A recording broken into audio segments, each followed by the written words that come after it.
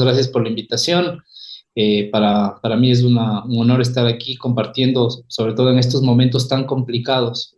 Más bien aprovecho para extender un saludo a los padres, a las madres, a los familiares y amigos de las personas de los cuatro menores que están desaparecidos, acompañándoles a la distancia en este momento y que seguramente nos uniremos más tarde en las distintas movilizaciones que se van a hacer el día de hoy.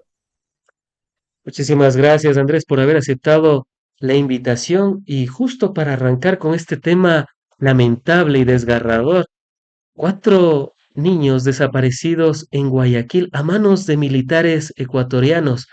Se puede decir ya no supuestamente como dicen las autoridades, sino que ya han sido los militares, ha habido videos, hubo la llamada de uno de los menores pidiendo auxilio.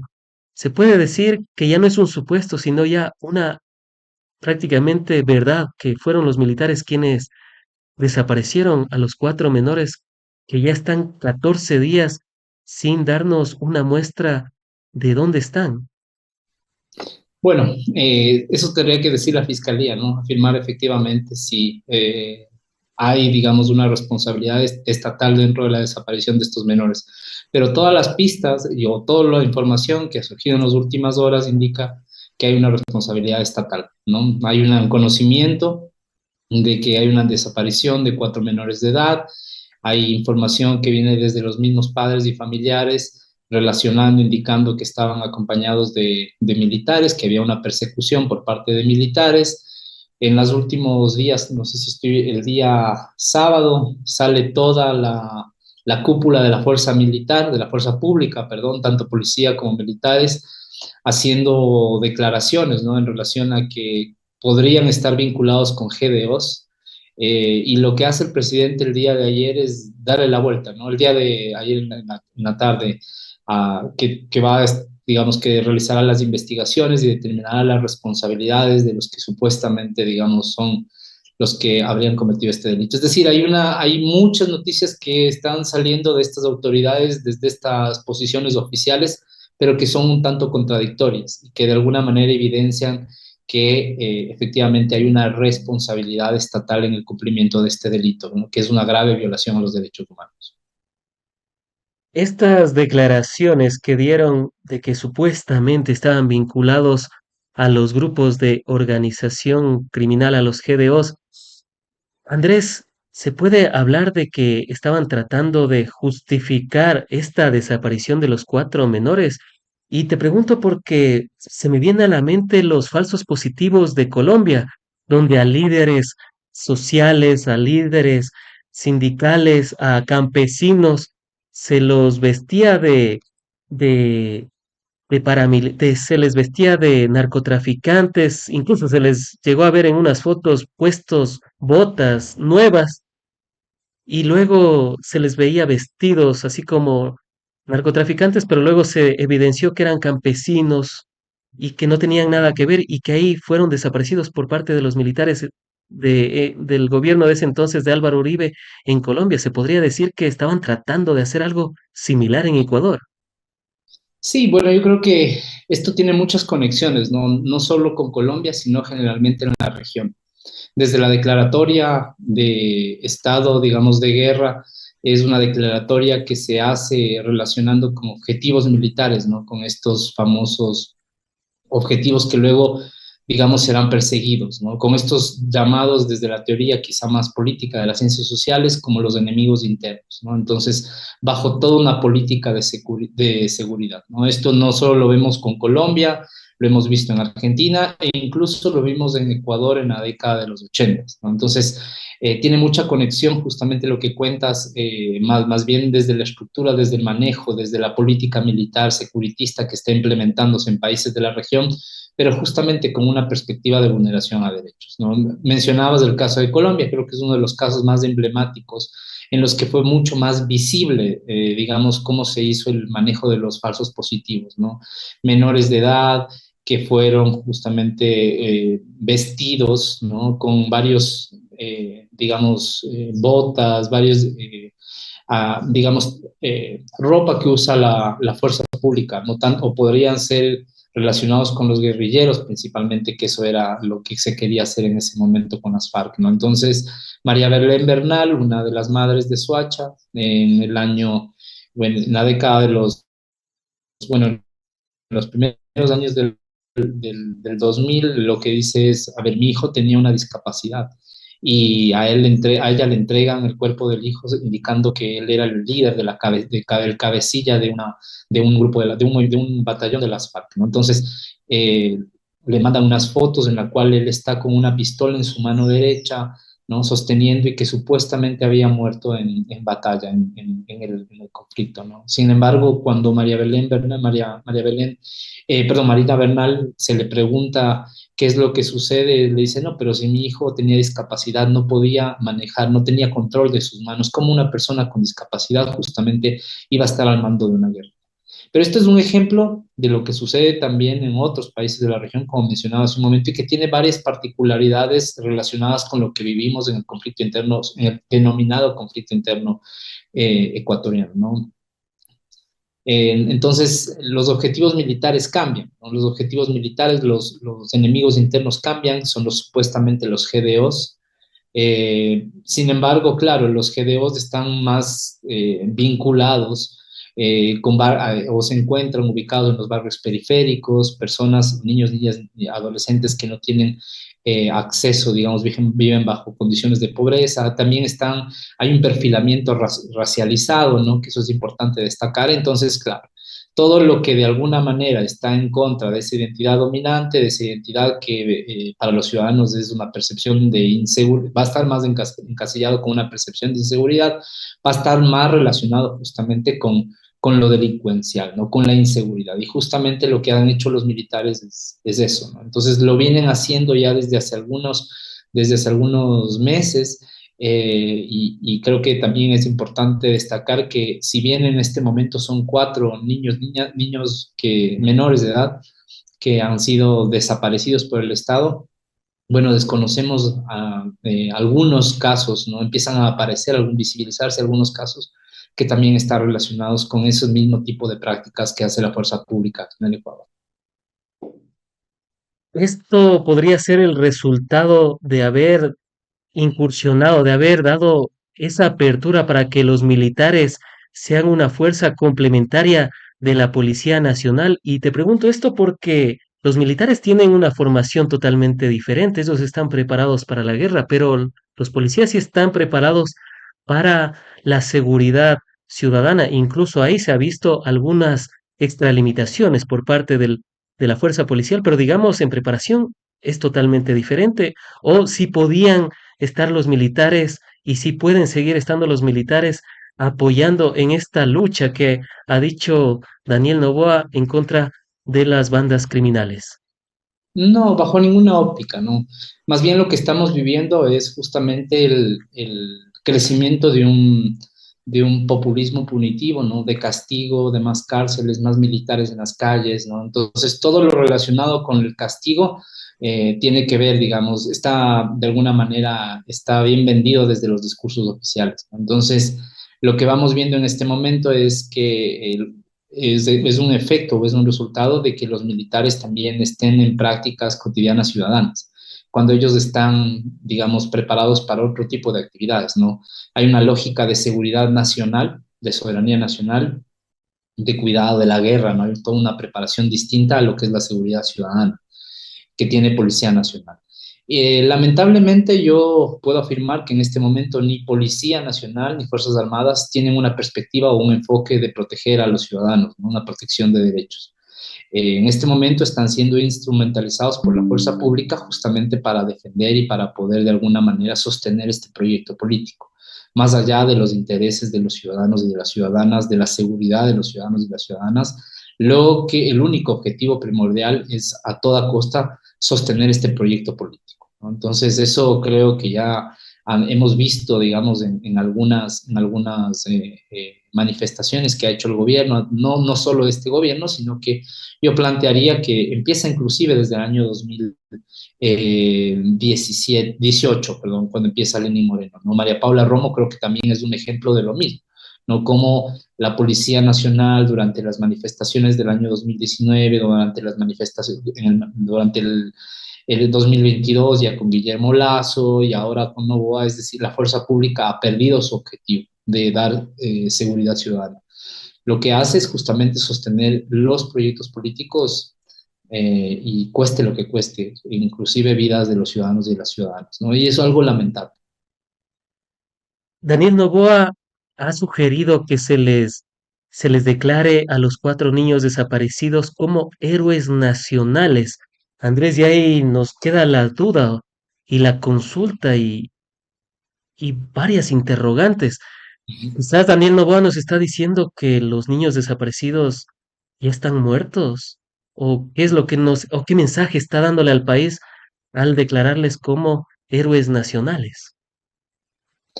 Es complicado, ¿no? Dar un sentido a esta declaración que hace Daniel Noboa, eh, más allá, digamos, de lo que pueda decir el presidente, creo que es importante antes de que se los declare como niños, o más bien cualquier política que adopte el Estado en este momento, es pensar qué pasa con sus familiares, ¿no? Cuáles son las posiciones que tienen, o los sentidos que están asignando justamente a la necesidad de información de saber dónde están.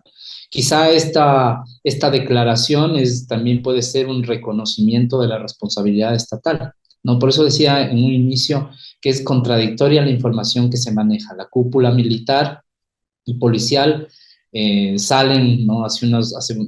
No es hace una semana, salen hace 2 días a decir que esto está siendo politizado, que están intentando deslegitimar a la fuerza pública, una de las instituciones que ha luchado contra el crimen, ¿no? En este último año, ese es el discurso que maneja el ministro de Defensa, lo mismo hace el ministro del Interior con su representante de la Policía Nacional.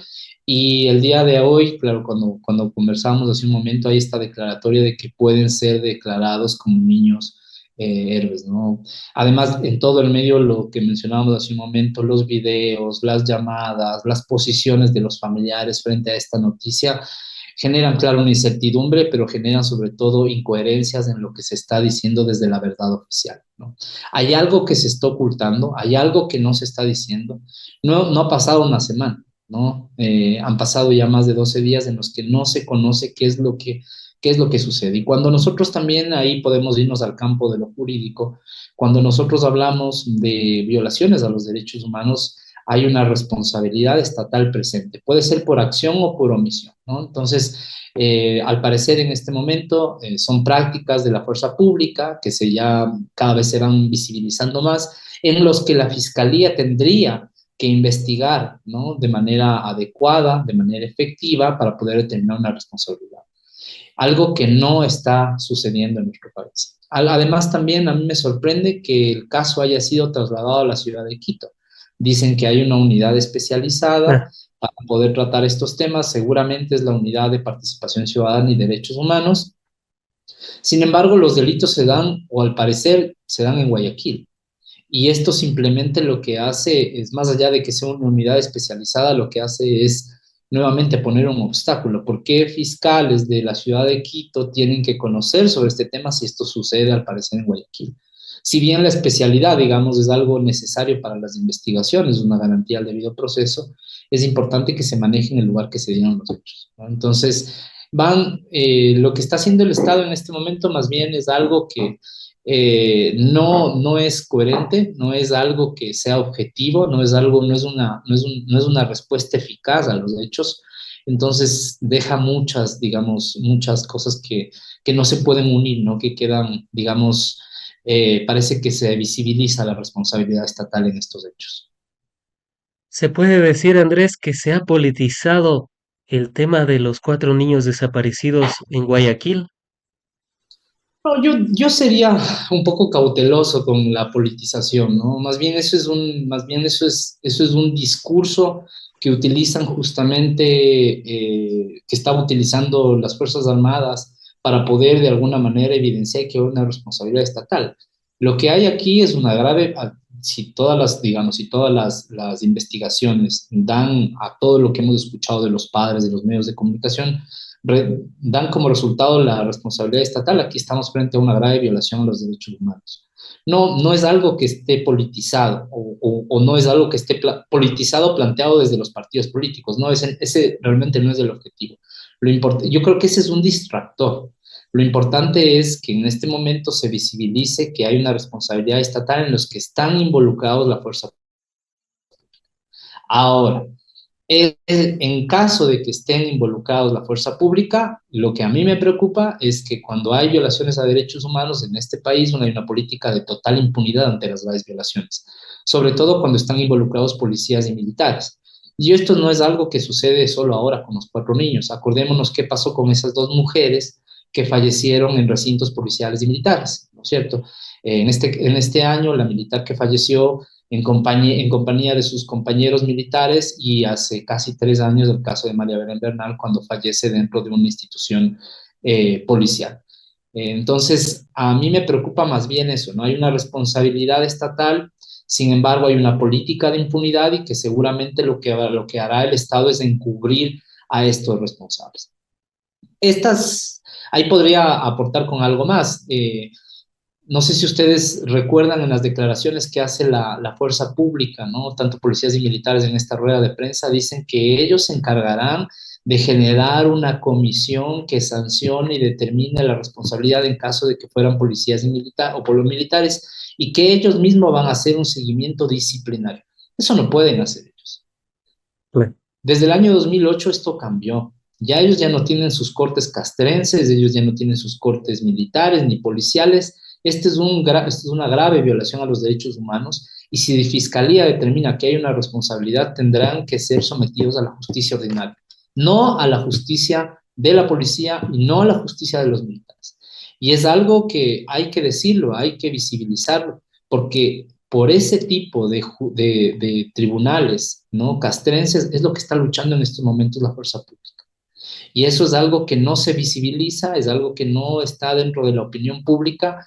Claro, con todo lo que sucederá luego del famoso Plan Fénix, que no sabemos ni por dónde empieza ni dónde termina, seguramente saldrán este tipo de casos, se visibilizarán otros casos donde habrá, digamos, responsabilidad de la fuerza pública y ahí es donde es importante tener una opinión. No pueden ser juzgados estos casos por los policías y los militares porque como tenemos ya, digamos, experiencias anteriores en nuestro país en la década de los 80, sobre todo en el gobierno de León Férez Cordero, cuando cometían alguna grave violación a los derechos humanos, los mismos compañeros de ellos eran los que les juzgaban, es decir, no tenían ningún tipo de castigo, ¿no? Más bien era un premio, más bien era una recompensa, porque este tipo de acciones o de violaciones a derechos humanos, de acuerdo a lo del informe de la Comisión de la Verdad, estaban relacionados con recompensas que recibían, ¿no? Entonces eso hay que estar también bastante claros. O sea, si es que hay algún procedimiento, alguna sanción disciplinaria por parte de los militares o de cómo se vaya a conformar lo que han dicho las autoridades, podríamos hablar y vaticinar impunidad frente a esta desaparición de los 4 menores a manos de los militares en Guayaquil. Sí, o sea, no es algo que yo me esté inventando y no es algo que yo esté diciendo en contra de la fuerza pública de manera, digamos, visceral, no, es la realidad. Pongamos los casos de estas dos, digamos, personas, de estas 2 mujeres que eran parte de la fuerza pública, tanto de policía y tanto de los militares. Hasta ahora no hay una responsabilidad, incluso en el caso de la persona, de la mujer que era, se me va el nombre en este rato, de la mujer que fue asesinada dentro del distrito militar, a las 2 personas se les dio medidas sustitutivas a la prisión de libertad, ¿no? Entonces, eso, digamos, como un ejemplo más actual. Si nosotros vemos los casos de graves violaciones a derechos humanos que se documentaron entre los años 83 y 2008, que suman más o menos 112 casos, 459 víctimas, desde que sucedieron los hechos hasta el día de hoy, apenas 3 casos tienen sentencia en firme. En estos casos, la mayoría, digamos, de los principales responsables son los militares y policías. Es decir, ha sido muy complicado que se determine la responsabilidad de estos elementos, porque, como decía hace un momento, hay este espíritu de cuerpo de la fuerza pública que impide que sean juzgados, ¿no? Entonces, es algo que no lo digo yo en un tono, digamos, de criticar el trabajo que hace la fuerza pública, es un tono, es algo real, es algo que ocurre y es algo que también hay que mencionar, ahí el papel de la fiscalía no es claro, tendría que investigar estos delitos, imagínense, hasta el día de hoy tan solo 3 casos tienen sentencia en firme. El resto de los casos están en investigación previa por más de 12, perdón, por más de 14 años, ¿no?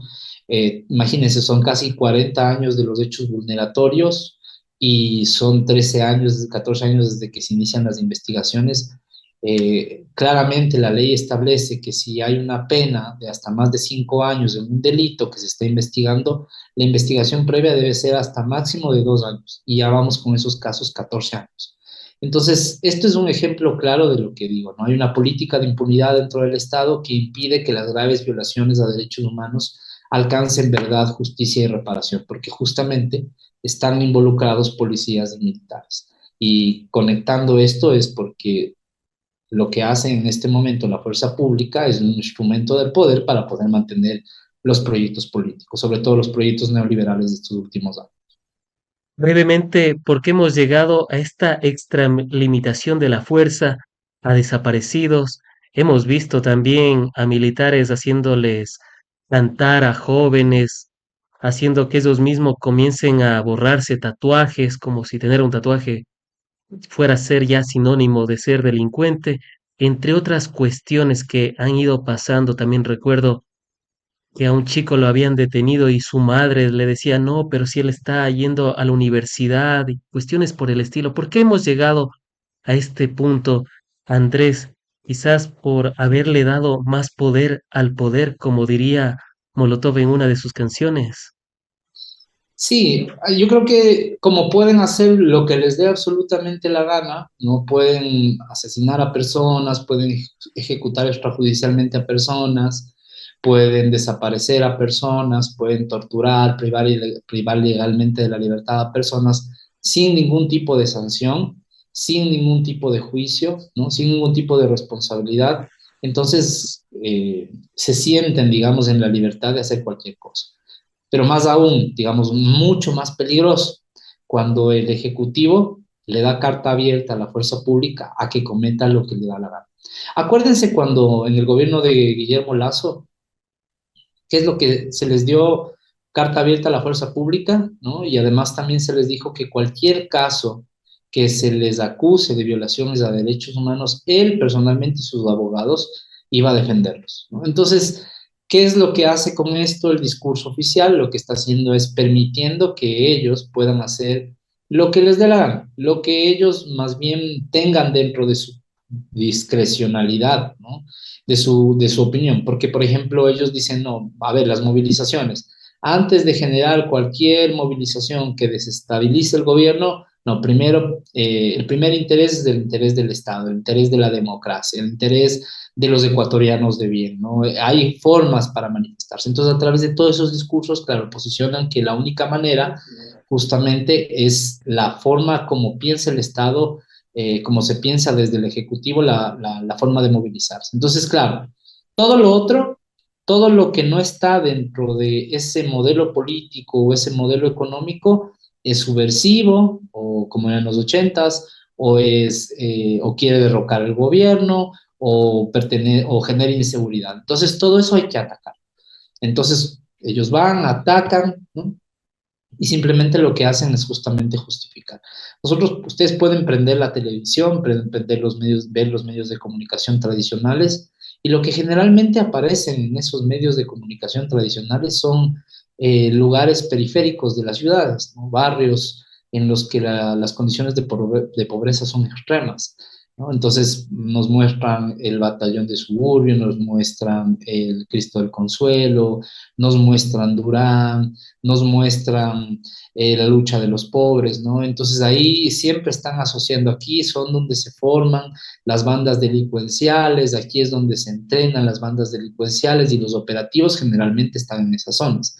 ¿Qué es lo que se está diciendo? se está diciendo que justamente la pobreza está relacionada con la inseguridad, ¿no? Entonces, claro, cualquier persona, además también no solo la pobreza, sino los rasgos fenotípicos, ¿no? Hay todo un perfil del posible delincuente en relación a una, digamos, a las poblaciones afrodescendientes, generalmente, ¿no? Entonces, esto es muy peligroso porque lo que se está haciendo es se está criminal. criminalizando la pobreza. Sí, totalmente. Y desde muchas esferas, ¿no? Desde muchas, si bien hablamos desde acá, desde los GDOs, vinculándoles a las personas que tienen un tatuaje, a las personas que viven en uno de estos barrios periféricos, ¿no? También se criminaliza la pobreza de otras maneras, ¿no? También, por ejemplo, en las universidades, ¿no? Esta gente que se va a preparar en la Universidad Central, ¿no? A los discursos en contra de la Universidad Central en los últimos años, sobre todo este tipo de gobiernos, han sido digamos, muy enfocados justamente en tratar de no solo criminalizar la pobreza, sino criminalizar a las voces de los estudiantes. Justamente lo que decías hace un momento, la persona que fue detenida en la estación de Carcelera, un estudiante de la Facultad de Ciencias Sociales y Humanas, era un estudiante afrodescendiente que supuestamente pertenecía a un GDO y que estaba expendiendo droga, ¿no? Llegó su mamá, llegaron en ese momento él había tenido contactos en el INRED, llegaron también las personas del INRED y de alguna manera pudieron eh, dar otra versión, ¿no? Mucho más objetiva, que lo que pasó fue que se salvó nada más. Porque mira, estos cuatro menores, claro, es otra cosa totalmente distinta, ¿no? Entonces sí Podía es haber sido preocupante. un falso positivo también. Claro, claro, totalmente. Entonces, es preocupante el discurso. Es un momento muy difícil para los derechos humanos en general, no solo en Ecuador, en la región. Hay toda una ola de negacionismo en relación a los derechos humanos. Y no digamos a los derechos humanos, a los derechos, ¿no? A los derechos como por ejemplo la movilización, al derecho al trabajo, al derecho a la protesta, ¿no? Derechos que son económicos, sociales y culturales y que son tan importantes como los civiles y políticos, pero que, claro, al modelo político, económico de turno no le conviene, entonces criminaliza, ¿no? Aquí están estas personas protestando, bueno, ¿qué hacemos? Aquí estas personas están reclamando por el derecho al trabajo, hay que perseguirlos, ¿no? Entonces, en general, es todo, digamos, un momento que vivimos nefasto, un momento de negacionismo en relación a los derechos humanos y que vienen está planteado desde diferentes espacios, ¿no? Desde los medios de comunicación, también ustedes abren las redes sociales, abren los discursos de los diferentes representantes del Estado, ¿no? Desde el mismo ministra del Interior, desde el mismo presidente, desde el mismo ministro de Defensa, ¿no? Entonces, claro, ustedes van viendo, hacen un seguimiento de esos discursos y todo es negacionismo, ¿no? Inclusive la ministra de Cultura, ¿no? Es sorprendente lo que hizo recientemente cuando Mugre Sur hace toda esta posición digamos, esta instalación en la escena, ¿no? Ella dice, no, pero ¿cómo se puede llamar al odio, una apología al odio? ¿Qué más apología al odio es ser parte de este gobierno en el que vivimos actualmente, ¿no? Con todos los tipos de violencias, de vulneraciones que vivimos los ciudadanos a diario? Brevemente, ¿qué habría pasado si, por ejemplo, los niños no eran de estos barrios humildes de Guayaquil, sino digamos eran de San Borondón? ¿Qué habría pasado? ¿Se habrían demorado 14 días en hacerlo visible? Claro, es difícil, ¿no? Más bien yo diría, lo que tú mencionas en ese momento es la condición de ciudadanos que existen en este país. Hay como una doble condición. Hay unas personas que sí, hay una necesidad de establecer toda una búsqueda, hay una necesidad de que la fuerza pública, digamos, alcance a sus familiares la verdad, ¿no? Sin embargo, en personas, en niños menores de edad, afrodescendientes de un barrio periférico, claro, el Estado se toma 14 días. Seguramente porque, como dijo mismo la fuerza pública, estaban vinculados a los GDOs, entonces yo no me hago cargo justamente de este tipo de personas. Entonces, claro, yo no me quiero vincular como Estado con este tipo de personas desaparecidas. pero lo que vemos en el fondo es que hay una doble condición de ciudadanos, ¿no? Hay todo un mecanismo estructural en este momento discriminatorio, ¿no? No solo lo vemos en las políticas públicas implementadas, las pocas políticas públicas implementadas hasta la fecha, sino también que justamente esa política pública, llamémosle que el Plan Fénix es una política pública, pero no creo que sea así, pero que esta política también tiene digamos, una perspectiva discriminatoria, y es justamente lo que mencionas, ¿no? Unos sí y otros no. Entonces, claro, a unos sí puedo extenderles todo el aparataje estatal para que por favor lo recupere y a otros no, porque son pobres y porque son afros y porque viven en un barrio periférico. Ahora bien, el Ecuador en materia de derechos humanos desde hace tiempo ya ha tenido algunas calificaciones negativas y tal es el caso de la cumbre que hubo a nivel internacional en noviembre. Coméntanos un breve contexto de cómo quedó el país en materia de derechos humanos y tomando en consideración todo, ¿no? Las masacres carcelarias que el Estado prácticamente ha perdido, si la memoria no me es un poco frágil, me parece que ya estaban más de 400 PPLs que habían sido asesinados en las cárceles y que el Estado obviamente también no ha respondido por la seguridad que debían haberles brindado, sumado también a que somos uno de los países más inseguros del mundo, somos el quinto, somos uno de los 5 países más inseguros del mundo con una tasa de muertes de 44 por cada 100.000 habitantes en 2023, totalmente diferente al 2017 cuando teníamos 5,8 muertes violentas por cada 100.000 habitantes, donde el Ecuador era el segundo país más seguro de la región. Coméntanos cómo está el país a nivel internacional. Bueno, les cuento un poquito sobre nuestra participación. Bueno, yo, además de ser docente en la Universidad Central del Ecuador, en la Facultad de Ciencias Sociales, acompaño a varios colectivos de víctimas. Soy parte desde la asesoría legal de estos colectivos, ¿no? Tanto la Mesa Nacional de Víctimas como el Comité de Víctimas. Son comités, perdón, son colectivos que trabajan justamente por la lucha por la verdad, la justicia y la reparación, ¿no? Son, digamos, ambos colectivos conocen o estuvieron, digamos, tienen familiares o fueron víctimas directas de violaciones, de graves violaciones a derechos humanos y delitos de lesa humanidad que sucedieron en Ecuador durante la época de los años 80, específicamente en el gobierno de León Febres. Sin embargo, digamos, ese es como mi antecedente a mi trabajo. Sin embargo, como les decía, claro, nosotros al ser o como organismos de sociedad civil, de hecho, el rol obviamente es hacer mecanismos de incidencia ante los, digamos, instrumentos internacionales de derechos humanos, de protección de derechos humanos, ¿no? Hay diferentes mecanismos internacionales de derechos humanos, pero hay uno que nosotros participamos el 28 de octubre, el pasado 28 de octubre de este año, ¿no?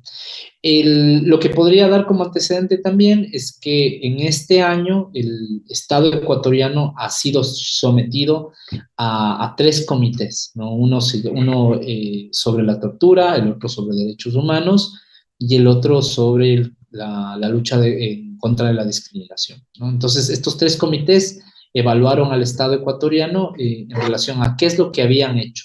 Nosotros participamos como Mesa Nacional de Víctimas en uno y participamos, ¿no?, en compañía de otros casi 30 colectivos que justamente lo que hacen es denunciar las graves violaciones a derechos humanos o las violaciones a derechos humanos que están sucediendo en el Ecuador, ¿no? Entonces, en octubre lo que hicimos fue ir hasta Ginebra y más o menos la dinámica funciona así. Primero los comisionados, que son expertos de todo el mundo, ¿no?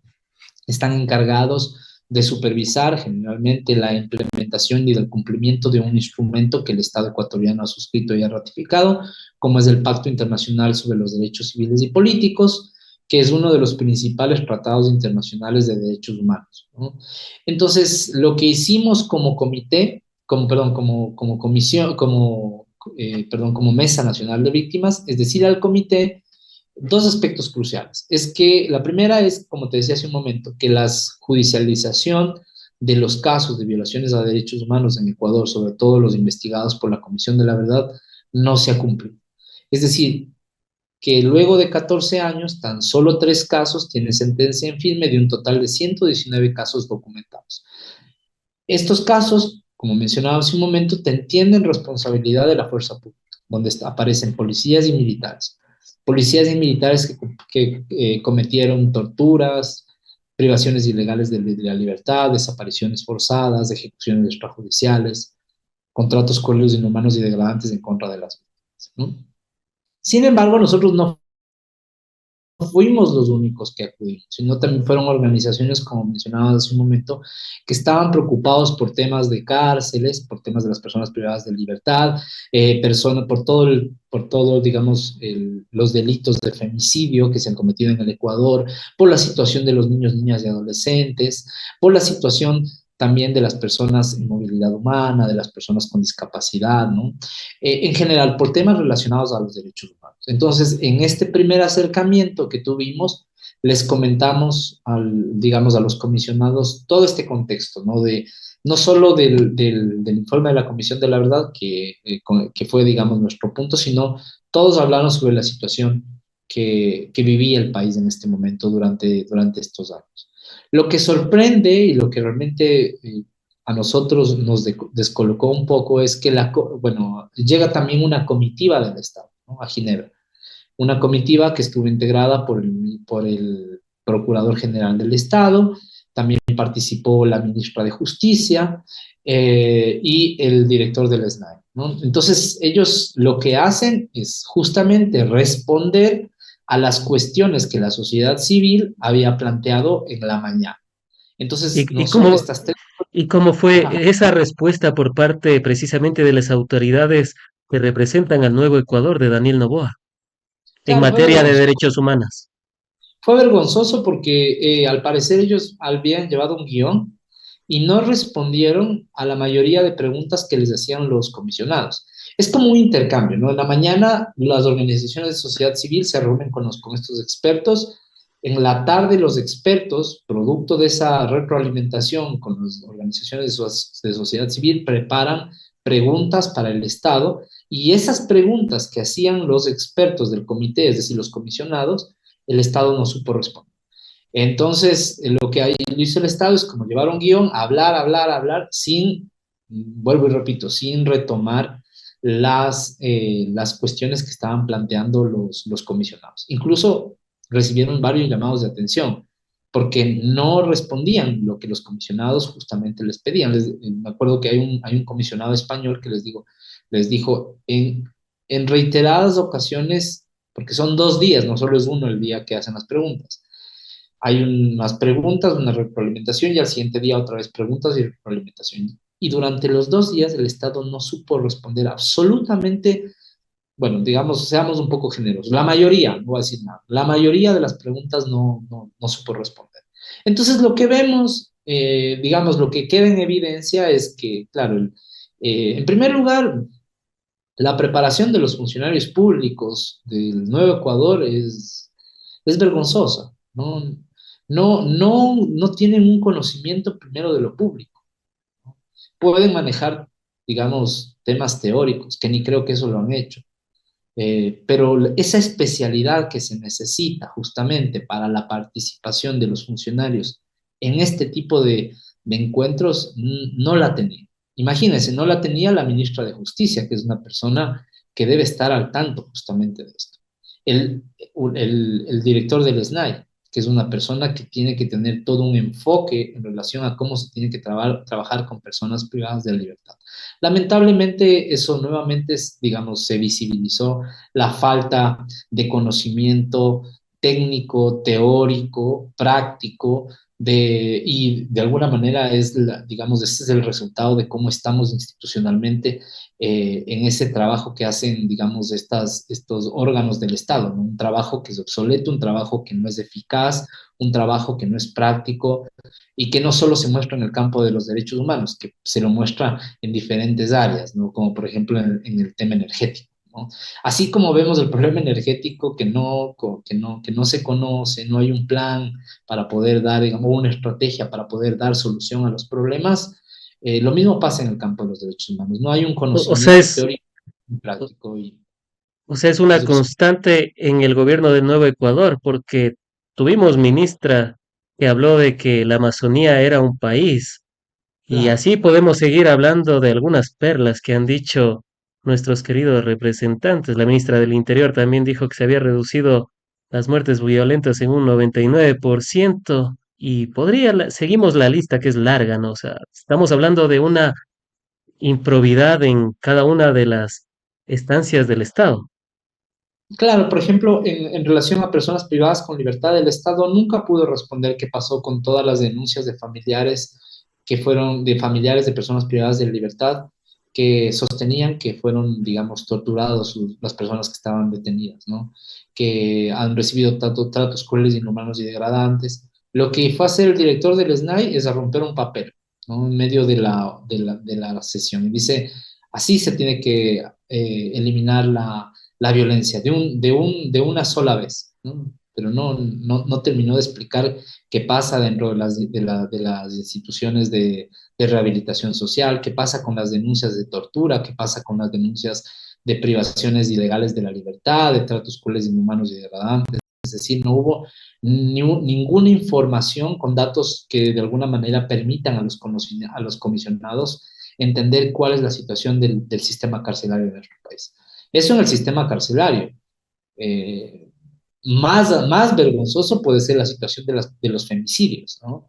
Que el Estado no supo responder, sobre todo con la implementación de esta nueva ley de acompañamiento, contención para los hijos e hijas de víctimas de femicidio, ¿no? Estos bonos que no terminan de implementarse, no terminan de entenderse cómo se puede acceder a esta medida de reparación para las víctimas, ¿no? De las mujeres que han sido asesinadas bueno, víctimas de femicidio. Entonces, no solo eso, también se habló de la libertad de expresión, de cómo existe una persecución deliberada desde el gobierno a esos medios de comunicación que no están afines, digamos, ¿no? Como es el caso de Alondra, ¿no? Como es el caso de Carlos Noroña, que tuvieron que salir justamente del país por toda esta persecución que existe para la libertad de expresión, ¿no? Es algo sorprendente esto, ¿no? Porque es un derecho que se venía criticando desde hace mucho tiempo, pero justamente en estos gobiernos que proclamaban dentro de sus proyectos políticos la libertad de expresión, ¿no? Como uno de los derechos, de los pilares fundamentales de sus proyectos políticos económicos, pues sucede todo lo contrario, ¿no? Hay toda una persecución deliberada para poder, digamos, opacar esas voces disidentes, ¿no? Entonces, O, s- bueno, o sea que, eso, ajá. o sea que en todas las materias analizadas en derechos humanos, el tema de las masacres carcelarias, el tema de los femicidios, el tema de la libertad de expresión y persecución a periodistas, digamos que en todas las materias, ¿cuál sería o cuál fue la calificación que dieron en este Comité Internacional de Derechos Humanos? Claro, lo que hace el comité no es dar bueno, una calificación, más bien podría ser las observaciones finales que hace el comité luego de esta reunión que te cuento. Entonces, en el día, si no estoy mal, el día 7 de noviembre de este año, lo que hace es el comité es decir, a ver, luego de haberme reunido con la sociedad civil, y luego de haberme escuchado al Estado, estas son las observaciones que yo finalmente planteo. Entonces lanzan un comunicado en el cual ellos dicen se están vulnerando estos derechos del Pacto Internacional de Derechos Civiles y Políticos, y además dice esto de alguna manera está relacionado con las cosas, digamos, con los criterios que establece el Estado. Entonces ahí en estas observaciones finales propone muchas en relación a derechos, a temas de libertad de expresión, a temas de derechos de mujeres, a justamente a temas de los derechos por los cuales nosotros fuimos con la mesa. En nuestro, digamos, en nuestro caso, fue importante que las observaciones que hace el comité dice que le preocupa mucho que solo 12 sentencias condenatorias existan hasta el momento, algo que igual es falso. Esa información nosotros la vamos a desmentir porque no solo son 12 sentencias, son tan solo 3 sentencias condenatorias. Entonces, lo que dice el comité es que es importante que el Estado siga adoptando mecanismos de judicialización, que acelere las investigaciones y además también que implemente medidas de reparación que sean efectivas para las víctimas.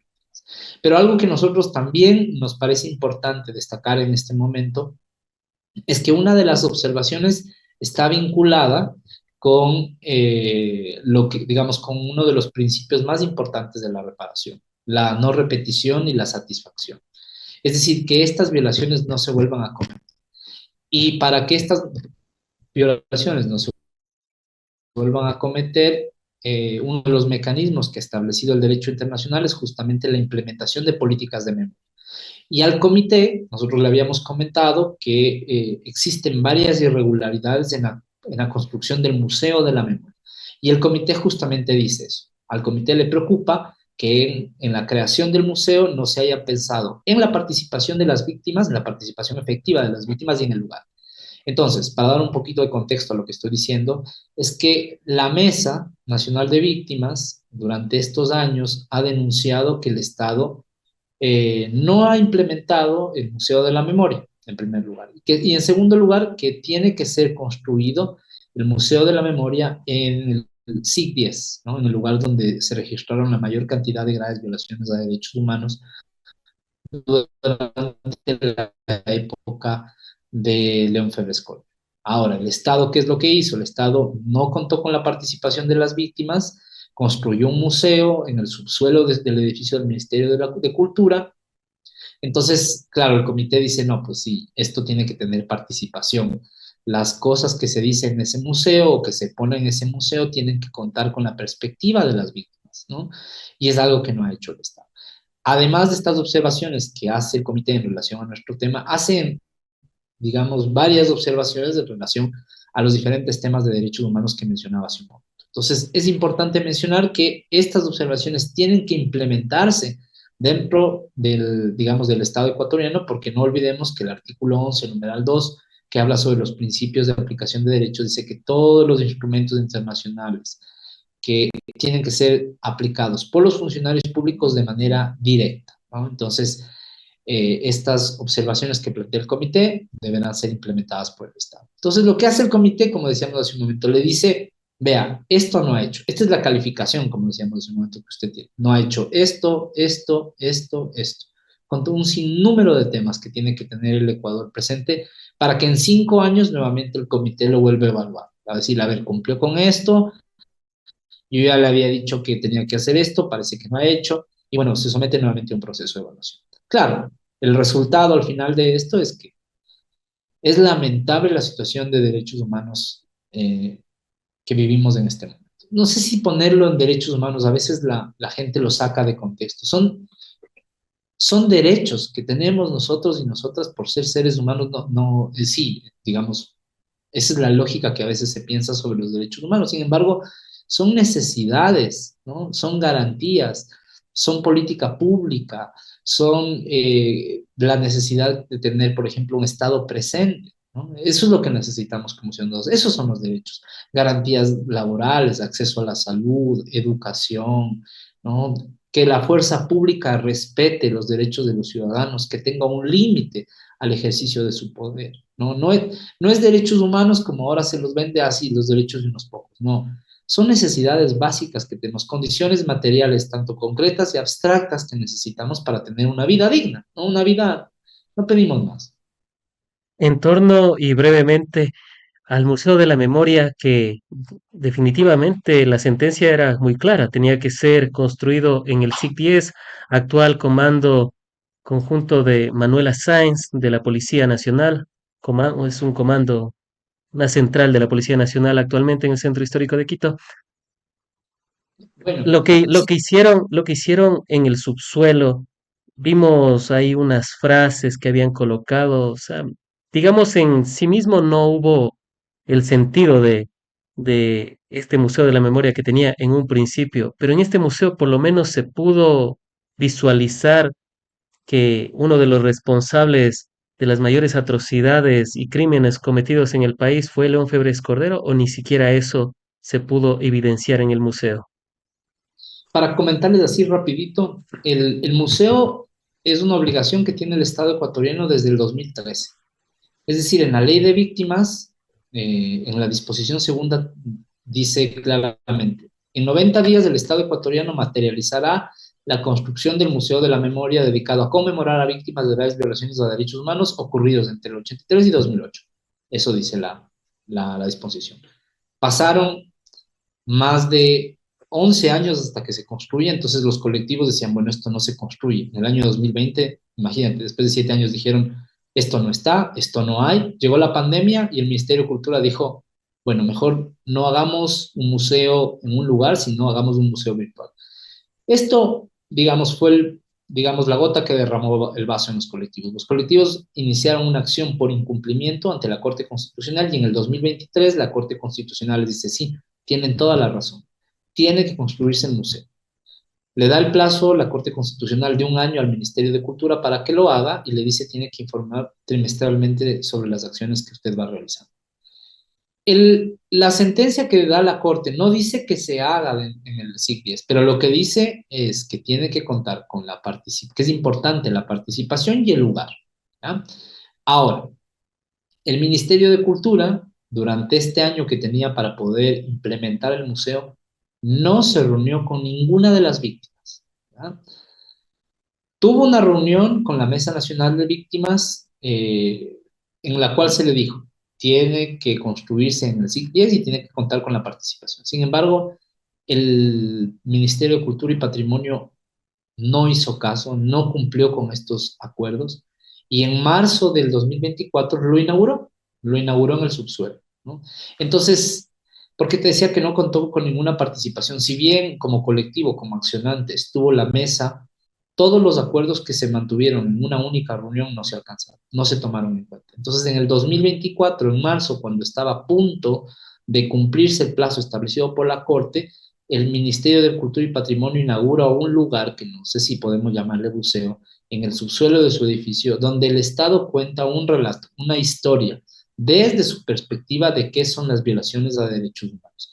Ninguna foto, ningún testimonio, ningún video, ningún nombre que seguramente lo han visto en la pared, nada, absolutamente nada, ningún dato está autorizado por ninguna de las víctimas. Incluso en la inauguración no participaron las víctimas. O Entonces, sea, fue al es apuro, o nuevamente, sea, fue al claro, apuro, cumplir por fue, cumplir, exactamente, cumplir por cumplir lo que dice la normativa y en este momento lo que, claro, lo que se está esperando es una resolución por la Corte Constitucional que diga si efectivamente es un cumplimiento o es un cumplimiento defectuoso. En eso estamos ahora con los compañeros de la Mesa Nacional de Víctimas. y antes de finalizar con el programa, no sin antes agradecerte por haber estado en el mismo, ¿cuál sería la conclusión breve a la que llegaron a nivel internacional en materia de derechos humanos en esta comisión que se realizó y efectuó, corrígeme si me equivoco, fue octubre o noviembre, porque me parece que fue entre ese lapso, ¿no? Entre octubre y noviembre, estas observaciones que le dieron al Estado ecuatoriano? Andrés. Sí, bueno, fueron durante el 2024 fue algo interesante porque los tres comités, tanto el de contra la tortura, el de derechos humanos y el de discriminación racial, fueron, digamos, el uno fue en julio, el otro fue en octubre y el otro fue en diciembre.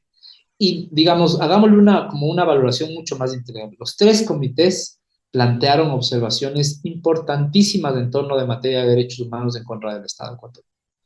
Entonces, es importante visibilizar estas observaciones porque tienen que ser implementadas.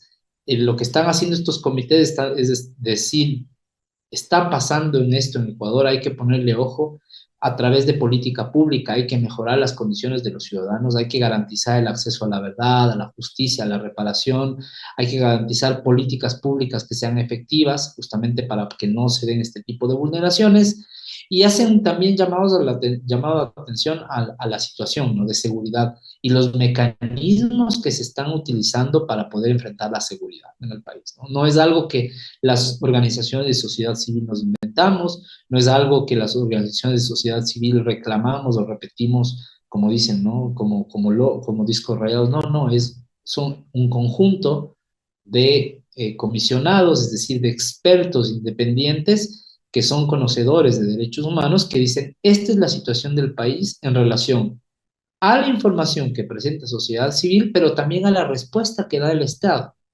Es decir, es una información que se quiere es imparcial, ¿no? Porque cuenta también con la parte del Estado. Lamentablemente, el Estado no ha logrado responder estas preguntas, ni siquiera en el Comité de Derechos Humanos, ni siquiera en el Comité para la Erradicación de la Discriminación, ni siquiera en el Comité de Contra la Tortura. Entonces, creo que es importante más bien visibilizar la situación complicada de los derechos humanos que vivimos y que todas estas cosas todos estos hechos vulneratorios que se han dado estos últimos años y además con este lamentable hecho en estos últimos 12 días, es necesario hacer un llamado a la atención a las autoridades y decir y también no solo a las autoridades, sino a las organizaciones de sociedad civil en que hay que hacer frente a esto. No, no nos queda otra, porque si callamos, ¿no? Si no generamos acciones de incidencia, de participación, de movilización,